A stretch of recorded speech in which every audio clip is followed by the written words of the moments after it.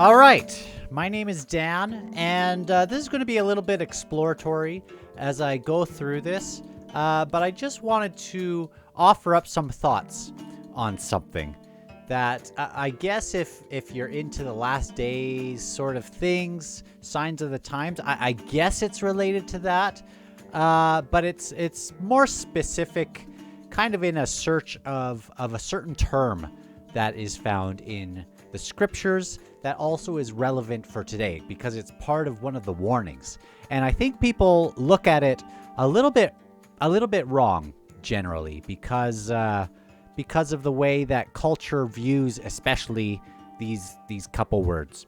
So let's just get right into it. Again, it's going to be a little bit exploratory, but I think it'll be fun. So chapter 18 of Revelation is where we're just going to start here.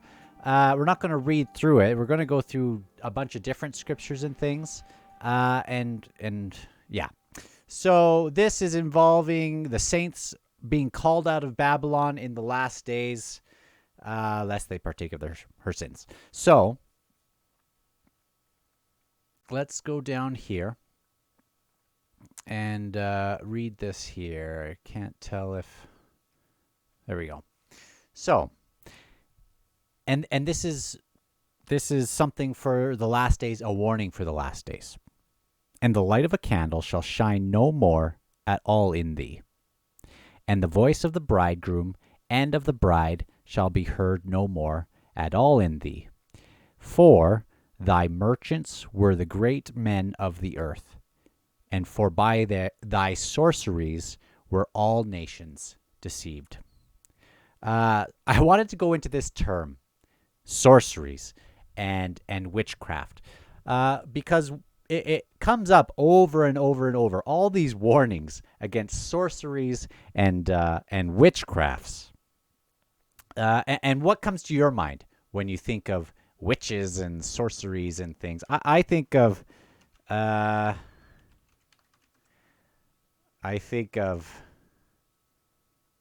this kind of thing, for one. Different kinds of witches. I better be careful about this. See what comes up. The Macbeth witches. Yeah. Right? Obviously, human history has a pretty gruesome past with hunting witches and things like that, and it's really weird, and it's involved with the occult and stuff like that.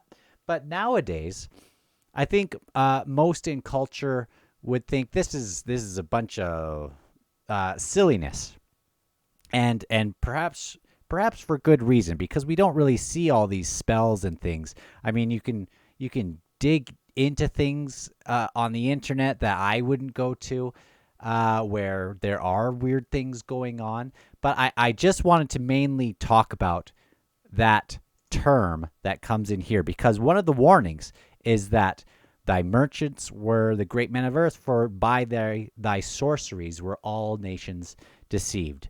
In the end, great and rich men profiting by their sorceries and deceiving through their sorceries. So let's go to the Greek first. Greek and English Bible. Let's go here. Bible Hub's good. Revelation. Let's find this scripture that we're on. Oh, where are we on? Okay. 23. And you can see all these things. And I really like this site here because it goes through all these different versions. As well, you can go to some commentary. You can go to the Greek. If it's in the Old Testament, you can go to the Hebrew. You can get all these different versions of whatever you're reading. And I just want to also mention this: the light of the lamp will not shine in you. Now, when they mention in the scriptures the light that kind of shines out, a lot of that has to do with countenance. A lot of that has to do with seeing people's eyes, the light shining out through their eyes. And you can sort of tell sometimes when there's a difference in someone's countenance through their eyes. But let's go here. Let's go to the Greek. The light of a lamp will never shine in you again, and the voices of a bride and bridegroom will never call out in you again. For your merchants were the great ones of the earth, because all the nations were deceived by your sorcery. The Greek is this here. Oh, sorry. The Greek is this here. And pharmakia. Pharmakia. Also magic, sorcery, enchantment, from pharmakias, medication, i.e. magic. And this is what I wanted to bring up, because I've gone through a little bit of a rabbit hole in the last year regarding this, and I wanted to explore it a little bit more because it just came to mind. And in the ancient days, drugs and witchcraft were kind of hand in hand. Let me get rid of my camera here for a sec so we can read things together. I always kind of cover things up. Let's go to another thing. Let's go to Isaiah. And this will be looking at the Hebrew. 47:9. All right, let's look at the King James Bible. That's the one I use. But these two things shall come to thee in a moment, in one day: the loss of children and widowhood. They shall come upon thee in their perfection, for the multitude of thy sorceries, and for the great abundance of thine enchantments. So let's go to the Hebrew. And we can just zip down here. This word here. Noun, masculine, plural construct, a second person feminine, singular. So I'm actually going to look up this now, because sometimes it isn't quite clear in English.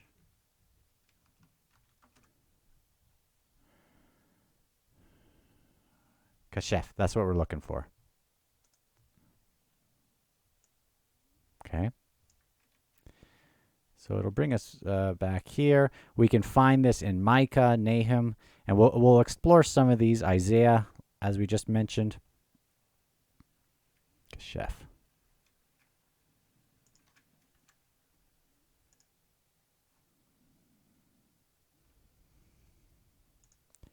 To practice sorcery.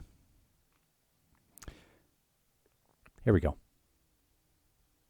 Sorcery, sorceries, witchcraft. Regarding Jezebel, you know, the Phoenician kind of princess, I guess, wanted to bring that worship of those other gods, the Canaanite gods of Phoenicia, into Jerusalem. Set up all these altars all over on basically every corner.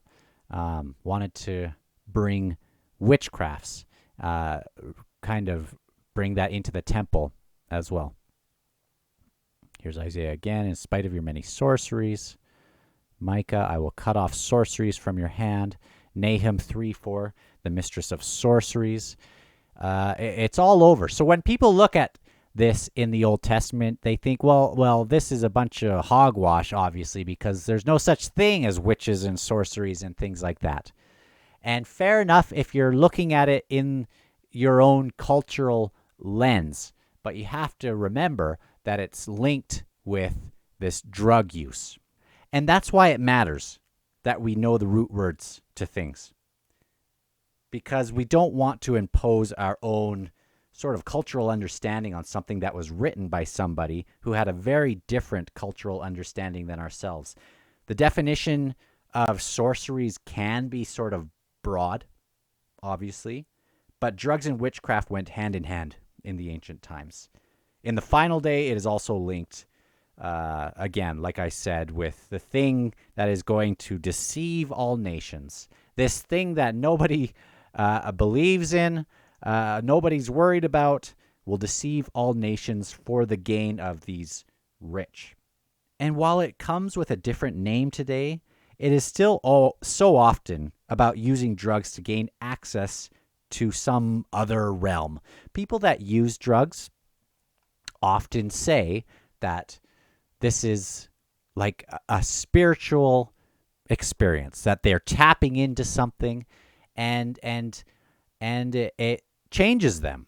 Now, I don't exactly doubt that they are having a spiritual experience, only that I do not think the source of where they are getting that spiritual experience is anything good.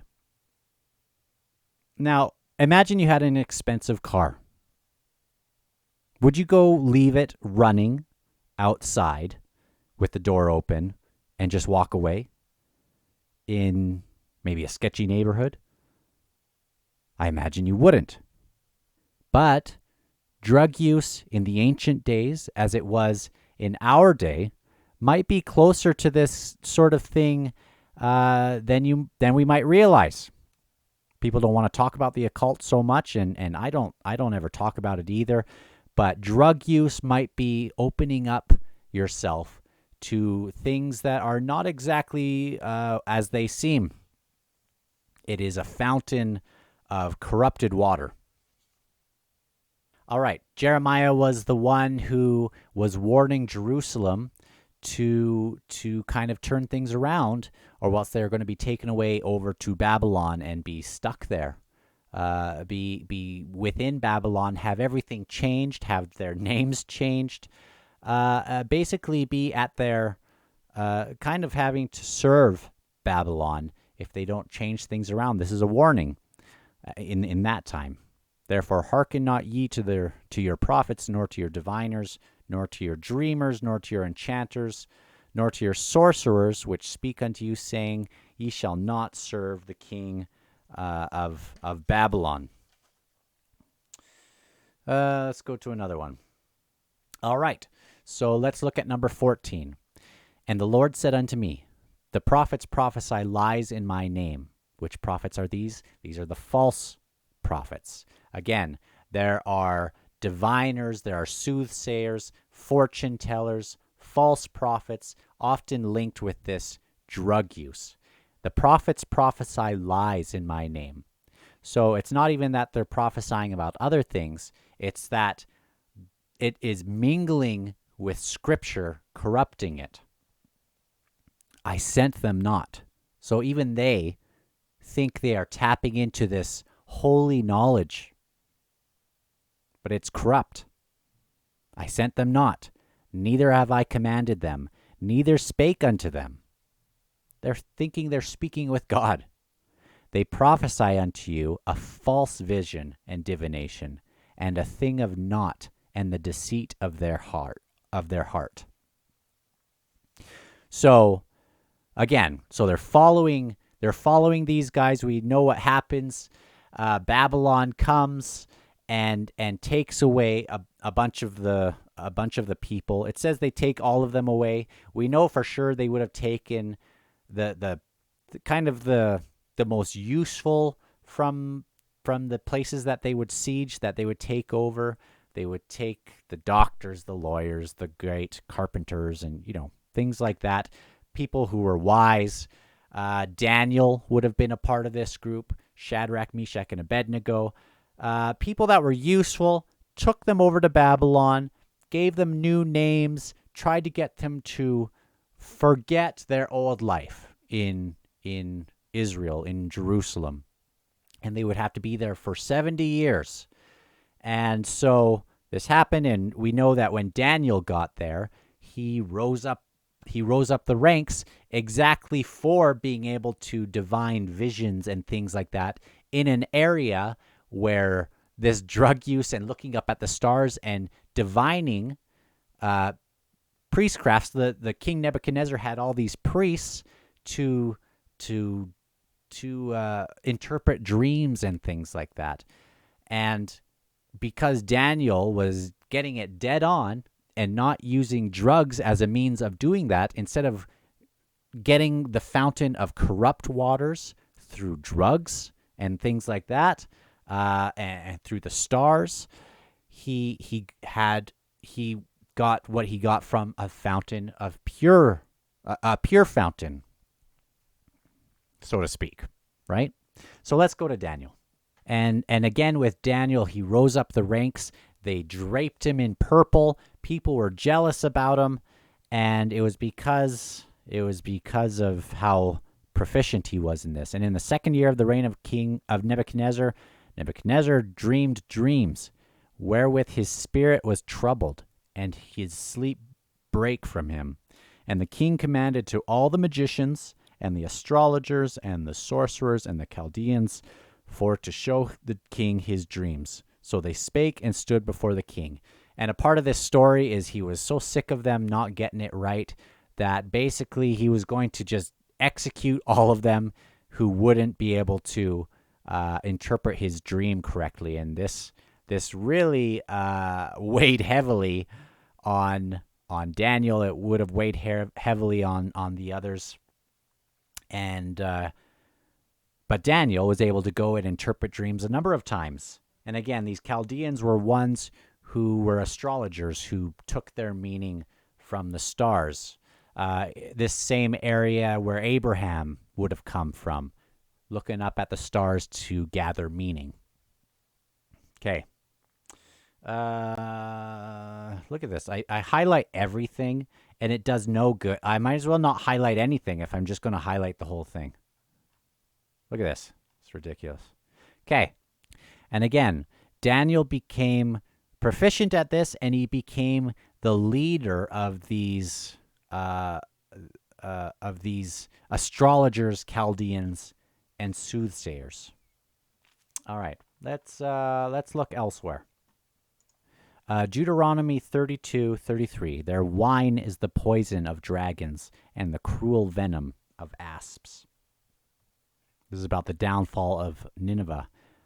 Behold, of the multitude of the whoredoms of the well-favored harlot, the mistress of witchcrafts that selleth nations through her whoredoms, the families families through her witchcrafts. Again, this witchcrafts idea.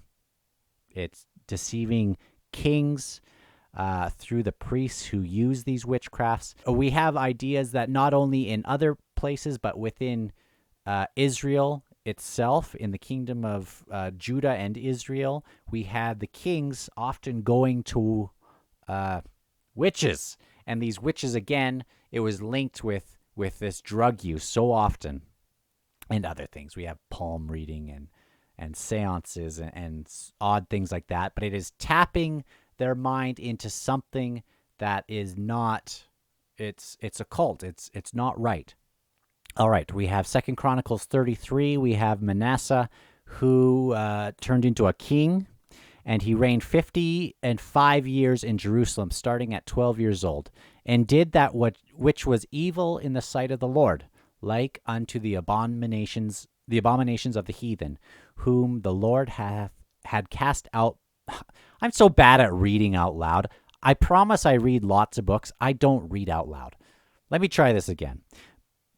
But did which... Okay. But did that which was evil in the sight of the Lord, like unto the abominations of the heathen, whom the Lord had cast out before the children of Israel. But he built again the high places which Hezekiah, his father, had broken down.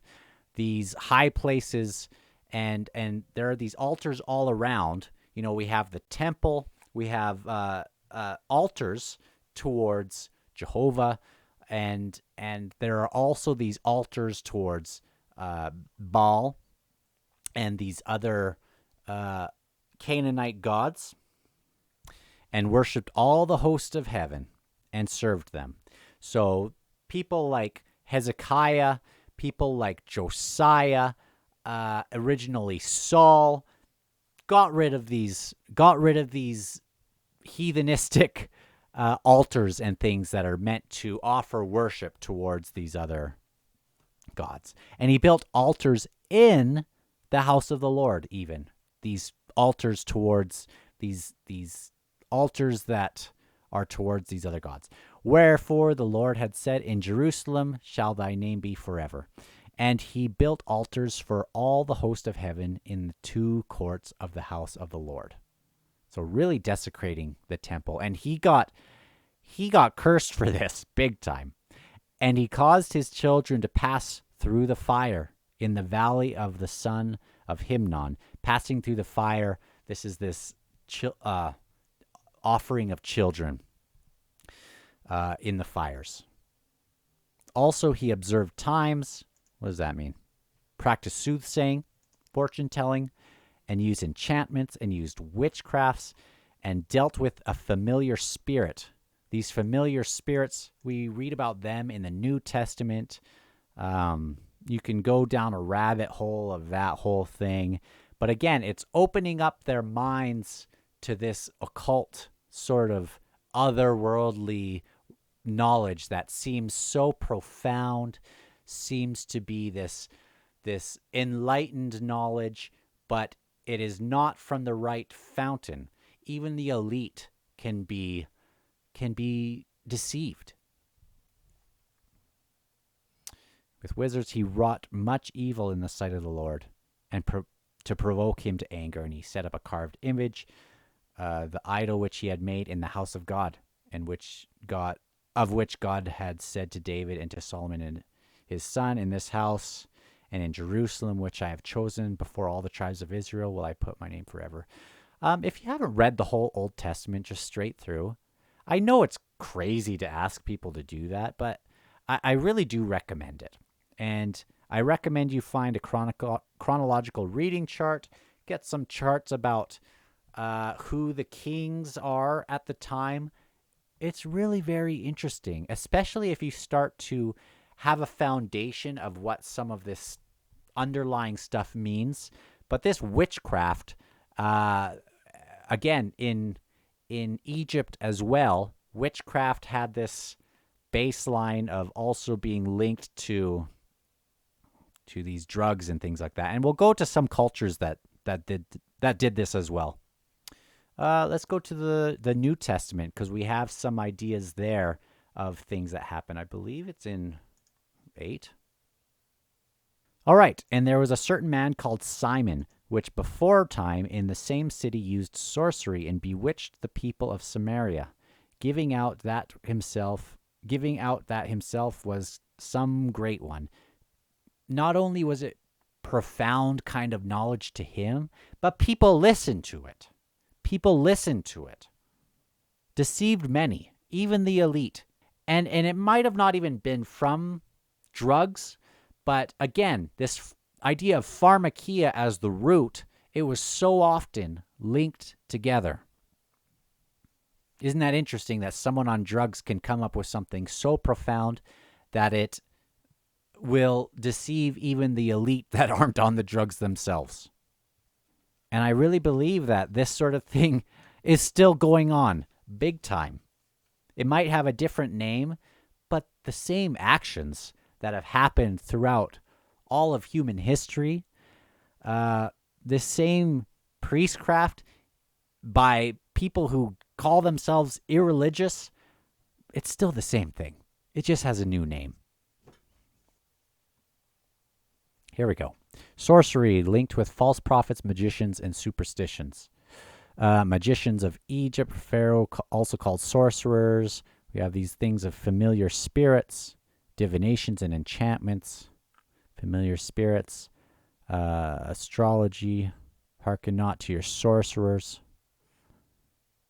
10 times better than all the magicians and astrologers. This is Daniel. This is when they were kind of putting themselves to the test. Don't let us eat these things that are not kosher. Let us have our grains and things like that. We will look healthier and will also be more clear. Soothsayers, sorcerers.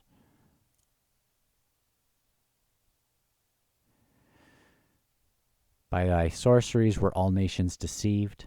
Sorcerers shall have their part in the lake. Doctrine and Covenants 46:7. But ye are commanded in all things to ask of God, who giveth liberally. Not ask of these other energies and ask of these other means, mind altering things, who giveth liberally, and that which the Spirit testifies unto you, even so I would that ye should do it in all holiness of heart, walking uprightly before me, considering the end of your salvation, doing all things with prayer and thanksgiving, that ye may not be seduced by evil spirits, or doctrines of devils, or the commandments of men. For some are of men, and others of devils. Lots of deceit with this idea of witchcraft and things. And again, I think people are certain they are having a spiritual experience because they might be having a spiritual experience, but not the kind that they think they are having. Let me look up religion and drugs. Oh, drugs. Let's just Wikipedia this. We don't have to have all the details.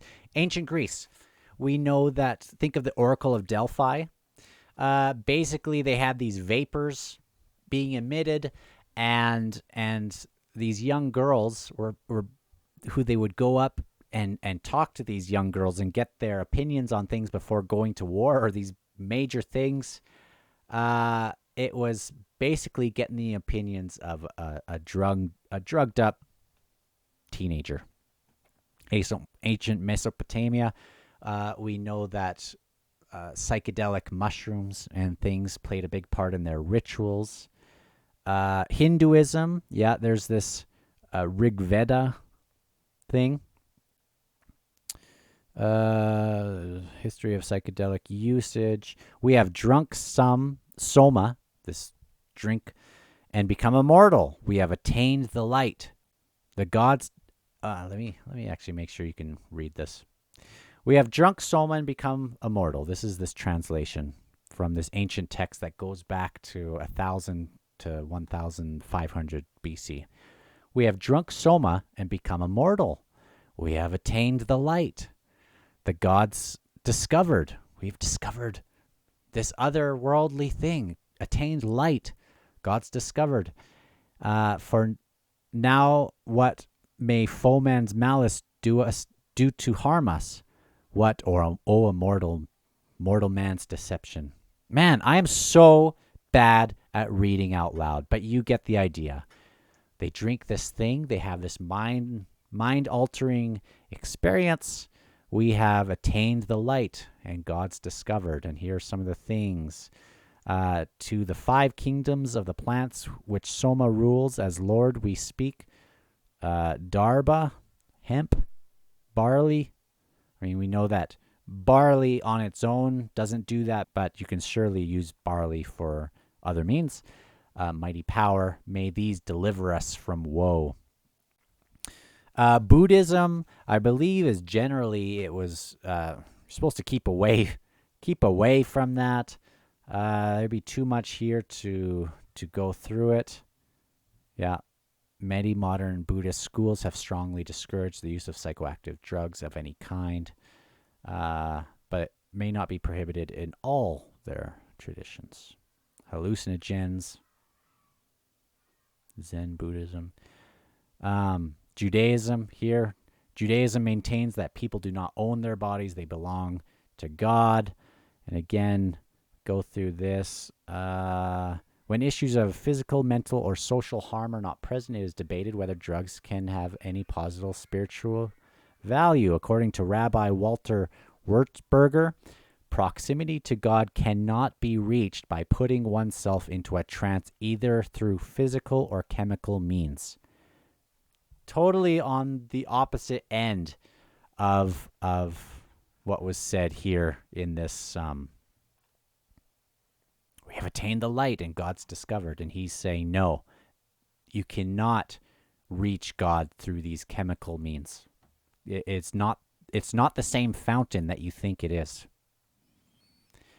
At different times, there have been things in Christianity where people have used drugs and it has altered what people have perceived as they read the scriptures. And I wonder in the early days, it's difficult to say in ancient Rome how prevalent drug use was in certain things. I'd like to actually maybe go into that a little bit and study that a little, because if it was prevalent, we had all these people starting to convert to Christianity, and if they were culturally in this society where it was okay to use these intoxicants and things, yeah, it would have had an influence, unless it was strictly, really, and even aggressively prohibited.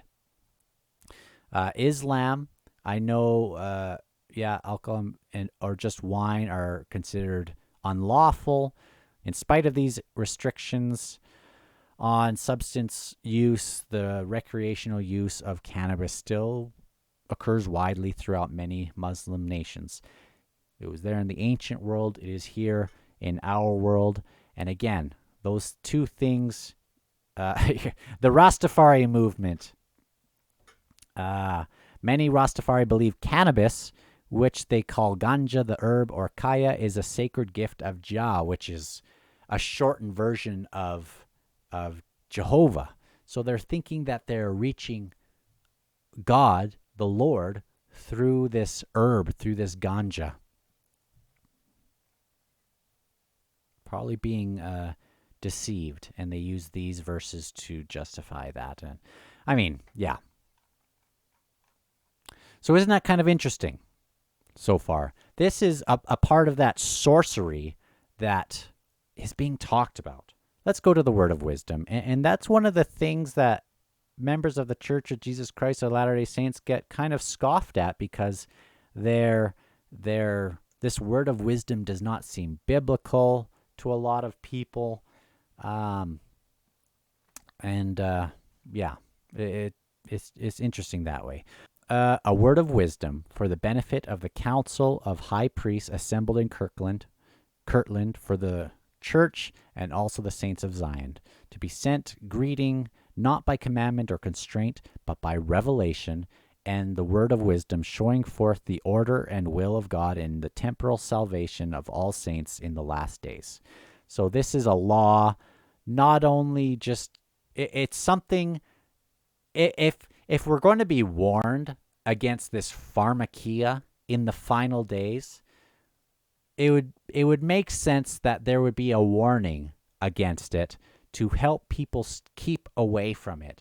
And I believe this word of wisdom is directly tied to this idea of protecting ourselves against the sorceries of the last days.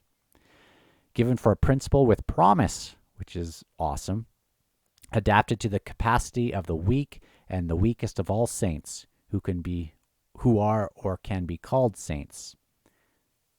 Behold, verily, thus saith the Lord unto you, in consequence of evils and designs which do and will exist in the hearts of conspiring men in the last days. Here it is. Here's the warning.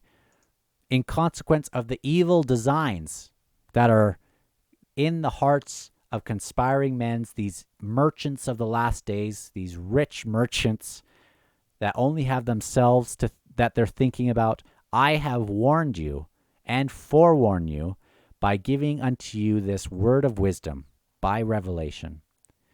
And it has all these things about drinking wine, strong drinks, tobacco. Hot drinks are not for the belly. Use of herbs, every fruit, flesh of the beast and fowls of the air, used sparingly. But still, it's ordained for the use of man.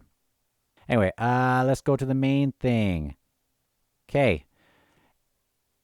And all saints who remember to keep and do these sayings, walking in obedience to the commandments, shall receive health in their navel and marrow in their bones. So it is a temporal kind of law there. And shall find wisdom and great treasures of knowledge, even hidden treasures, by abstaining from illicit drugs and things that people claim are giving spiritual experience. That's where true wisdom and great treasures of knowledge, even hidden treasures, are to be found. and shall run and not be weary, shall walk and not faint. And I, the Lord, shall give unto them a promise that the destroying angel shall pass them by, as the children of Israel, and not slay them. I find that to be incredibly profound, and I feel like this warning, while being a warning that was significant for this last 200 years, will probably be even more significant in times to come. Look at cannabis being not only legalized here in Canada, it was legalized at a federal level in 2018. And not only just cannabis, but we're talking about all sorts of intoxicants and drugs that are linked to this thing that is deceiving people and taking them away from light. And you can see it in their countenance, and you can see it in their eyes. Now, I'm lucky enough that I didn't have to battle with this growing up. And in that way, I really don't have any practical advice for people who would be struggling with this, even though we do know that there are plenty of secular sources and programs, as well as programs within different religious groups that can help to navigate through this. But I will say, if you're using these intoxicants recreationally and feeling like you are having these spiritual experiences, I would just say maybe consider the source of these spiritual experiences, because this is one of the things that really, I think, is deceiving a lot of people.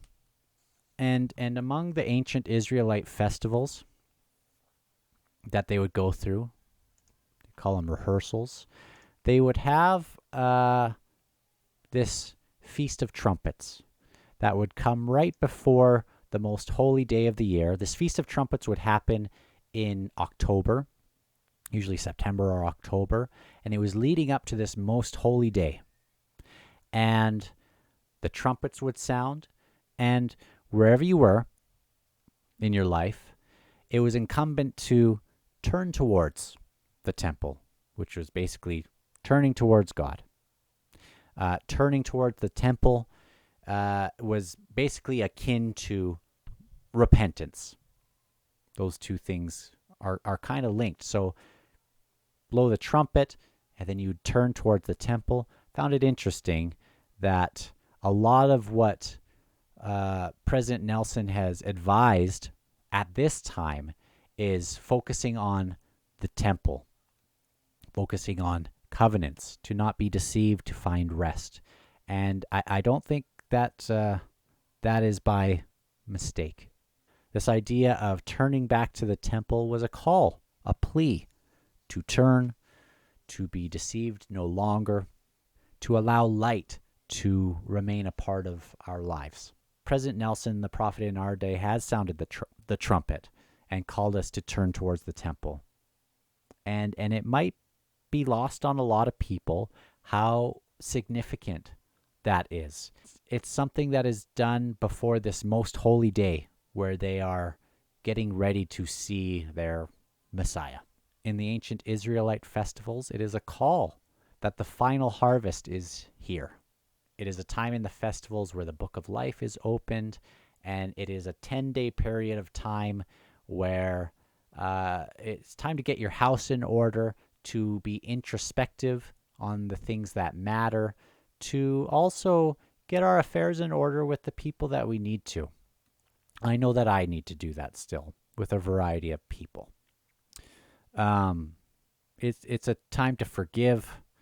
It's this special time that also involves this focus on the temple in the ancient days. It is a call to let God prevail and to hear him, all those things. Anyway, I hope you found this interesting. I always find these topics interesting myself. I don't know how they come across, but yeah, let me know. Share it to whoever would maybe find it interesting as well and who could use it. But again, this pharmakia term is one that I've been looking into for a while now, because it's very strange. I always found this idea of sorcery strange, but the more I've kind of pondered it and thought about it and listened to the prophet, listened to read the scriptures, and looked at ancient history, looked at how so many of these cultures, though they use a different name for it, it often has come with from the same kind of source. Something to think about. Anyway, I'll see you on the next one. Thanks.